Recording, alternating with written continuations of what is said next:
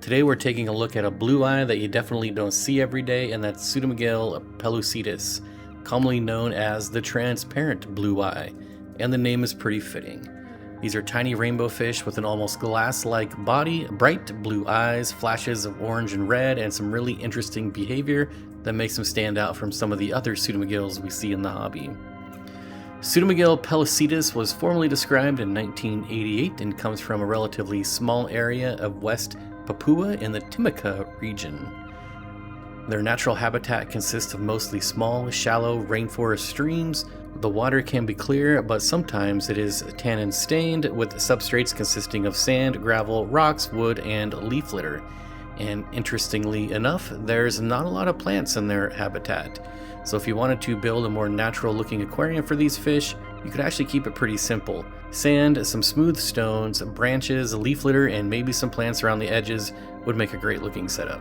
They are primarily a surface-dwelling fish. In fact, they've even been found alongside other pseudomugils like Pseudomugil ivanstaffi. But instead of both species occupying the same area, the pellucidus stay at the top and the ivanstaffi stay in the mid to lower water column.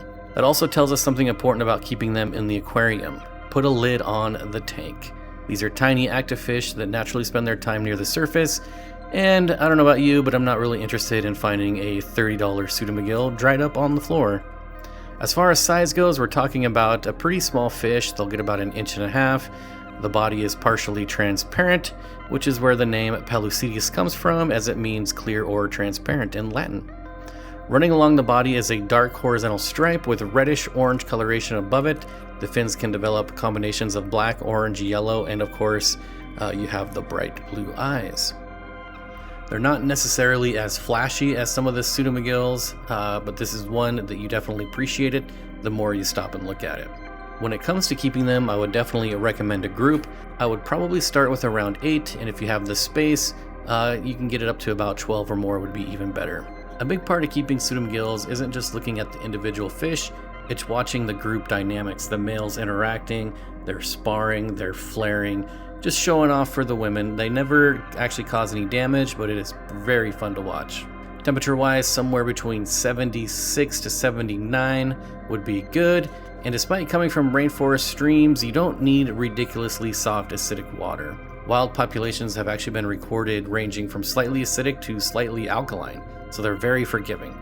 So instead of chasing some perfect water parameters, I'd focus on just stable conditions, clean water, and good oxygenation.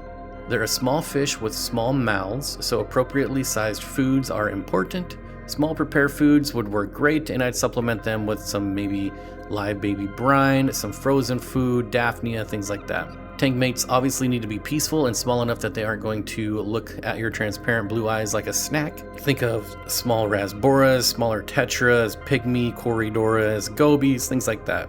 So while Pseudomugil pellucidus might not be the biggest or most ridiculously colored rainbow fish out there, I think that's part of what makes them interesting. You've got a tiny transparent rainbow fish from West Papua that's adapted to spend most of its time right near the surface.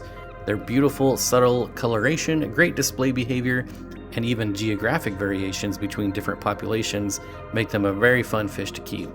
Get a decent sized group settled into a nice aquarium, feed them well, and give those males a chance to start showing off. I think the transparent blue eye is exactly the kind of fish that reminds you why pseudomugils are so much fun to keep in the first place.